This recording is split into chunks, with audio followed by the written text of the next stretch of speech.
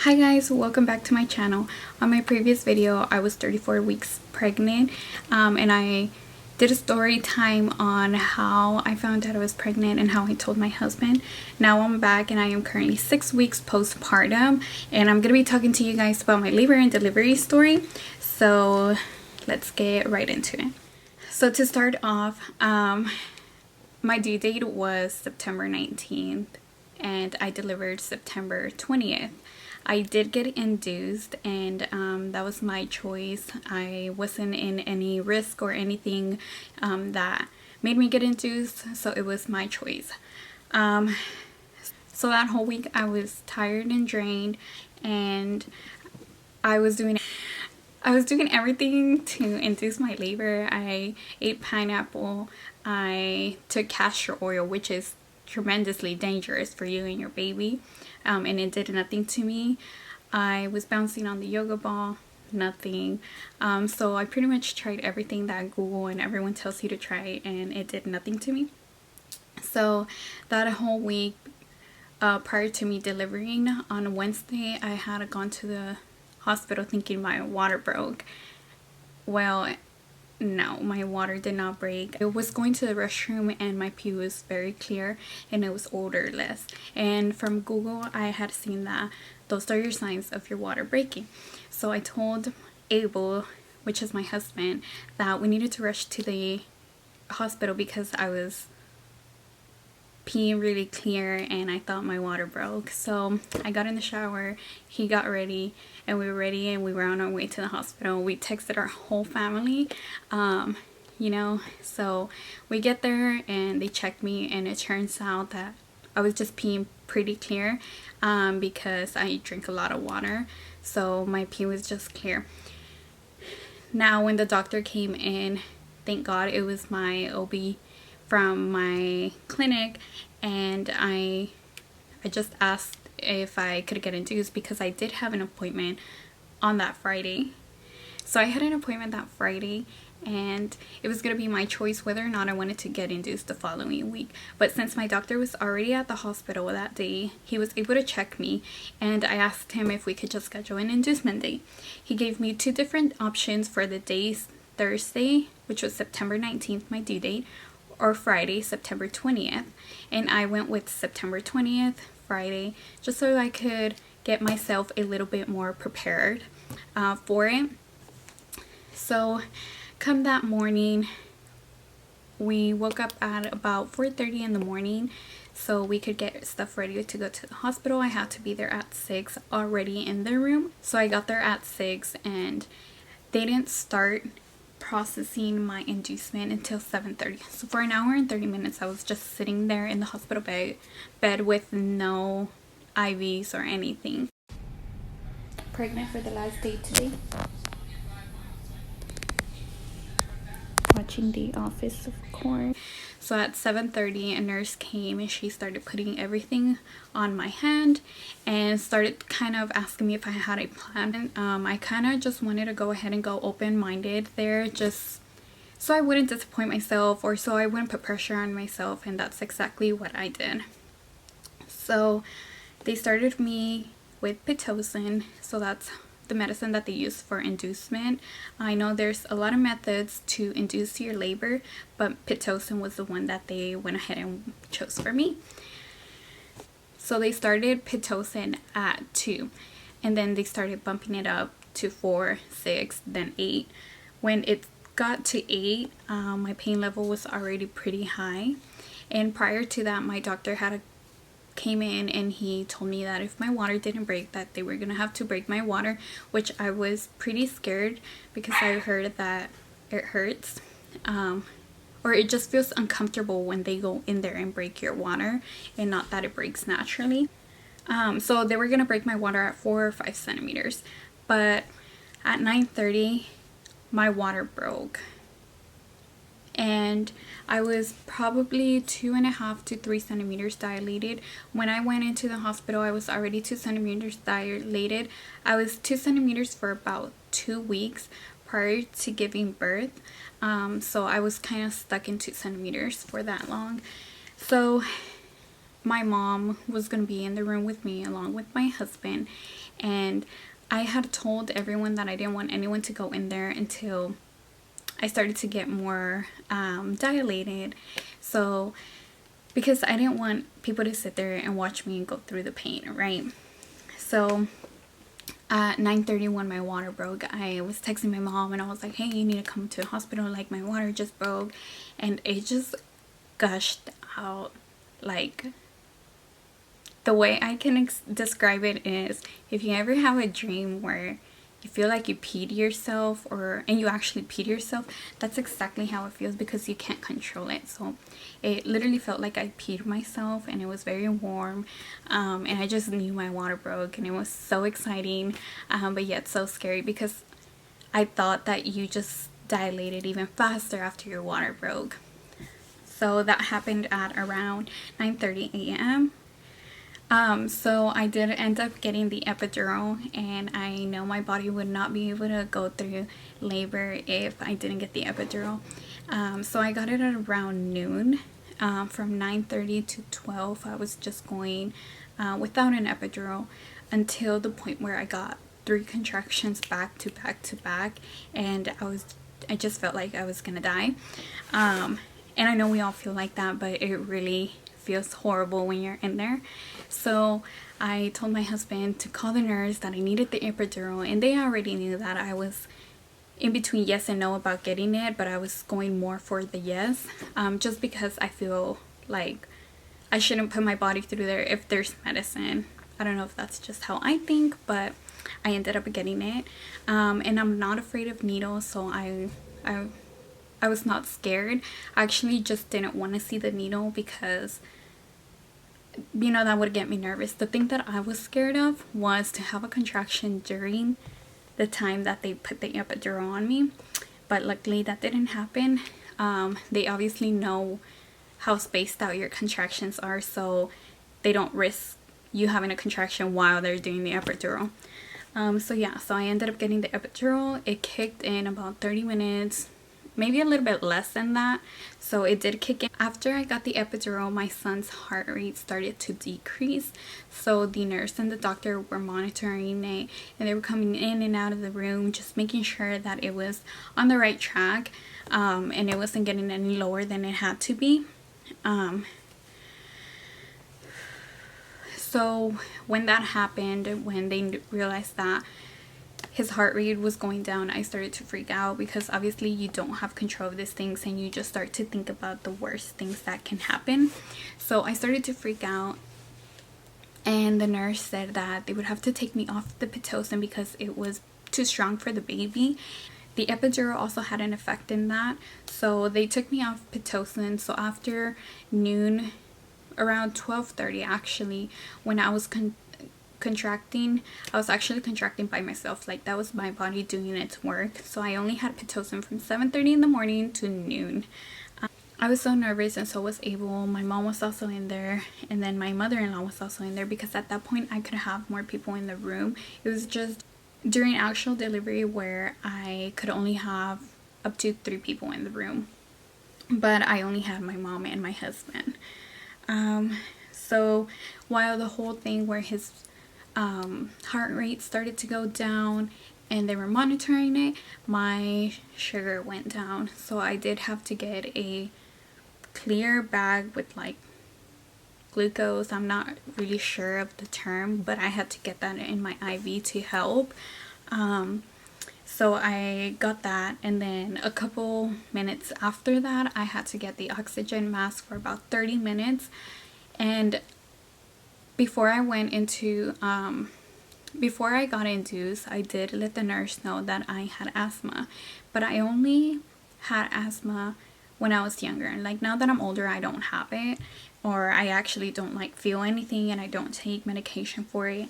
But I just wanted to make her aware, because I didn't want to feel like I was out of air, and then they were surprised by it and they didn't know. So I just wanted to make sure that I told them that. So then I did end up getting the oxygen mask for about 30 minutes, which was the best thing ever, because I felt like I couldn't get enough air when I didn't have the oxygen mask.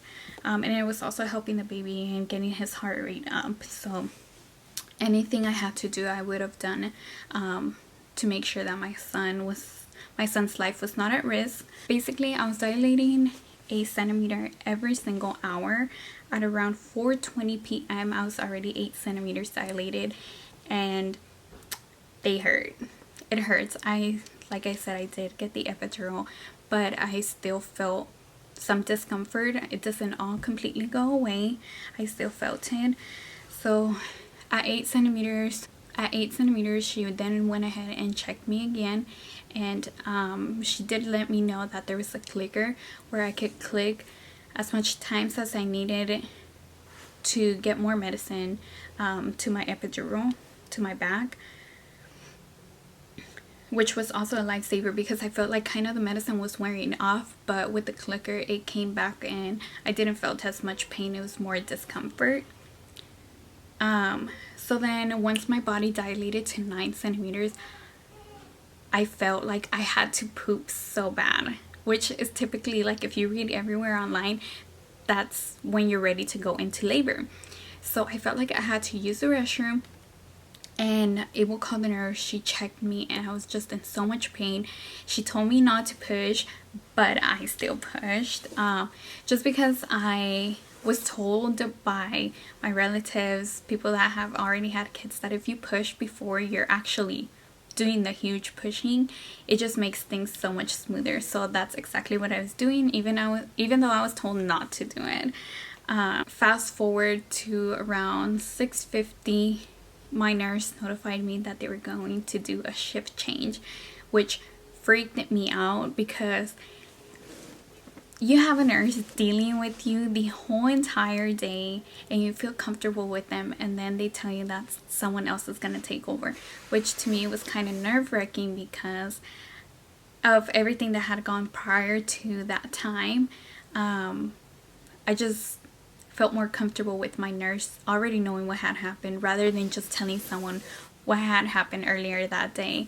So I was pretty nervous, and then turns out my doctor also had a shift change because I had been there since 6 in the morning and I hadn't gone into active labor till about 7, which was when they start to do their shift changes.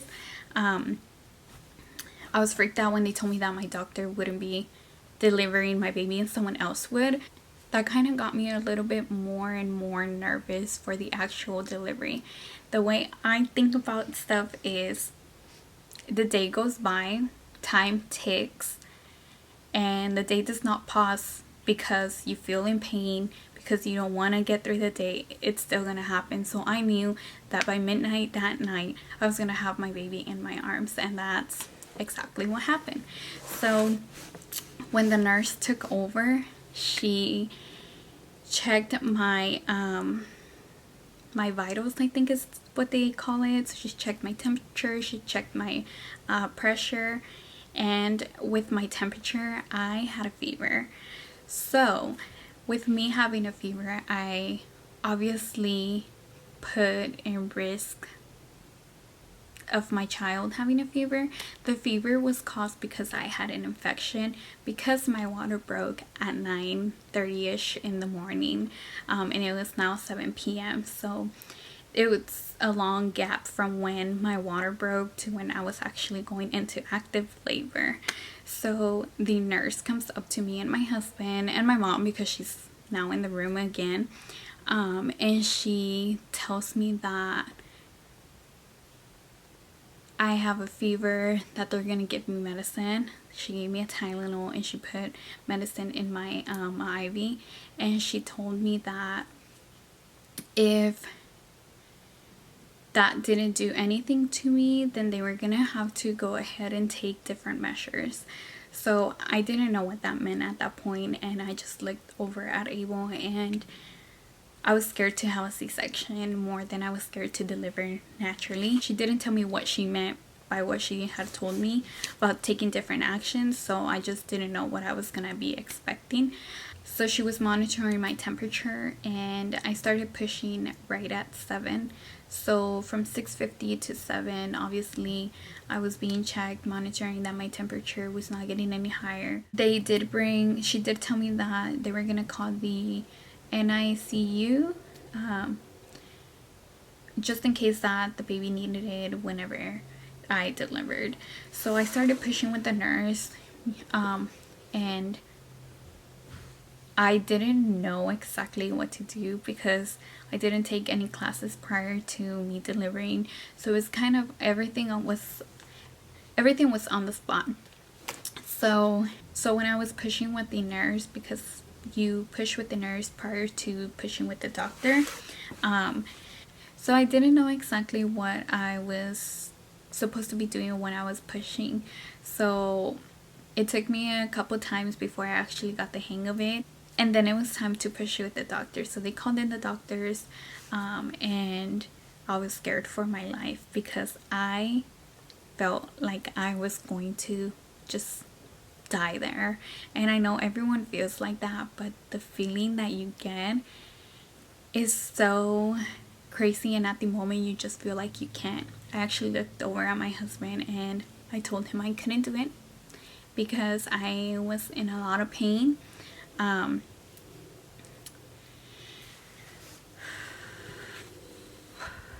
So the doctor was telling me to push, but I wasn't pushing hard enough to where his head went through my bone. His head was kind of like slipping out, but then as soon as I finished pushing, it kind of slipped back in. That's the best way to describe it.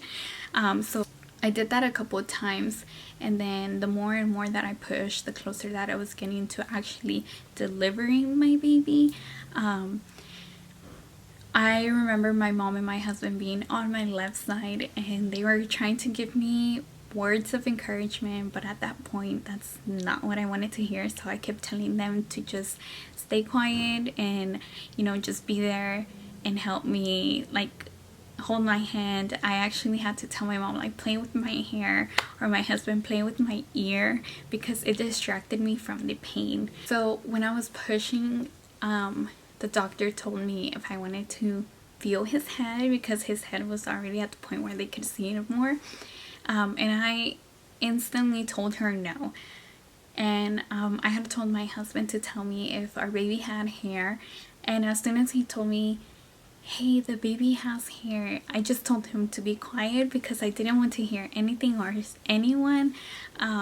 So then I told the doctor I did not want to touch his head, and not because I was grossed out or anything, just because I was in so much pain. That was the last thing I wanted to do. So coming to my last push, I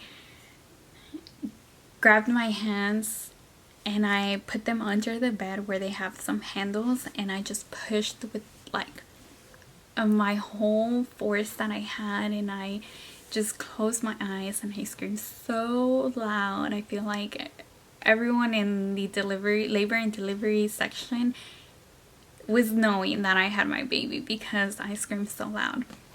So he finally came out and his temperature was great. I'm gonna actually insert a clip that my mom took of when they put him on my chest and everything, so I'll go ahead and insert that there.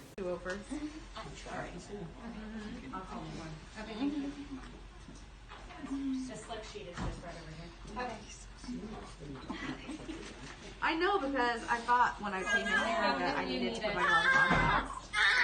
So I put my gloves on first. So yes, I do. When I was holding my baby, the doctors told me that they were gonna have to stitch me up because I did rib. And honestly, I didn't care to ask how many stitches I got or how bad my rib was, but I just wanted to get it over with. I was in so much pain and also so tired because my body just felt so drained right after. If I had to go through that all over again, I would, because now I have a healthy baby and he's here with us.